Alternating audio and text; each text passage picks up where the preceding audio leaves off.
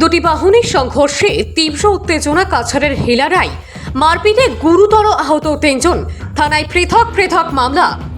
দুটি বাহিনীর সংঘর্ষে তীব্র উত্তেজনা, মারপিট, গুরুতর আহত তিনজন। থানায় পৃথক পৃথক মামলা। একটি ট্রিপার ও অটোরিকশার মধ্যে এই সংঘর্ষ। এরপর এক পক্ষের আক্রমণে 3 ব্যক্তি গুরুতর আহত হয়েছেন।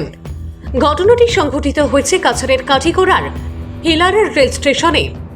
জানা গেছে, গতকাল সংঘটিত এই দুর্ঘটনাকে কেন্দ্র করে দুই পক্ষের মধ্যে তীব্র উত্তেজনা দেখা দেয়। পরে মারপিটে 3 জন যথাক্রমে মনিশিল আলম, সিদ্কার আলম ও বি আলম গুরুতর জখম হয়েছেন। এই ঘটনায় একটি বলেরো গাড়ি ভাঙচুর করা হয়েছে। এই ঘটনায় কাঠিগোড়া থানায় পৃথক পৃথক দুটি মামলা দায়ের করা হয়েছে। শনিবার বিকাল 4 কোটি পিলারা রেলগেটে একটা ডাম্পার এবং অটোরিকশার মধ্যে সংঘর্ষ ঘটে। এরপরে এই অ্যাক্সিডেন্টের সামান্য একটা অ্যাক্সিডেন্টকে কেন্দ্র করিয়া দুই পক্ষের মধ্যে একটা উত্তপ্ত এবং পরিস্থিতি সৃষ্টি হয় এবং মারামারি সৃষ্টি হয়। আমরা খবর পেয়ে আমিও ঘর থেকে এখানে আসি। আসার পরে দেখতে পাই 3 জনকে এই যারা পেশেন্ট এদেরকে একটি করে আবদ্ধ করে রাখা হয়েছে। কিছু পাবলিক এদেরকে সেভ করার জন্য একটি করে রেখেছেন, না অন্য কোনো কারণে সেটা জানতে পারি।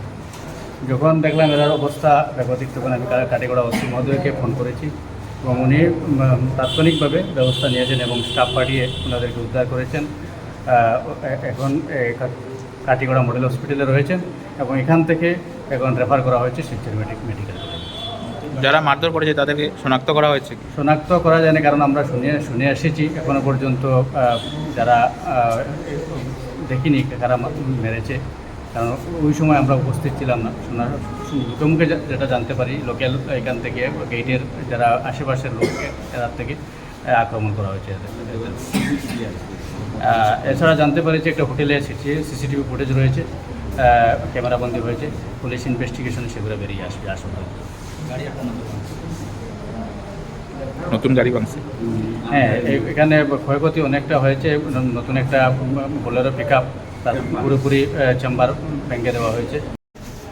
আমার নাম মশরিল আলম, বাড়ি গুরুঙ্গা পার্ট 3।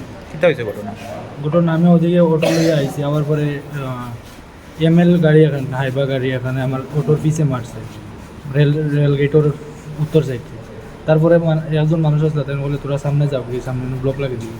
তোরা সামনে আইছি, আবার ভাড়া করলাম, আমার ওখান বানাইয়া দিলেও যত টাকা লাগে, শোরুমকে তাই যাও, যত টাকা লাগে বানাইয়া দিলেও ড্রাইভাররা কইছে। আরও মানুষ আসলাম, মানুষ কই না 200 টাকা নেবো, 100 টাকা নেবো, এরকম বলছে।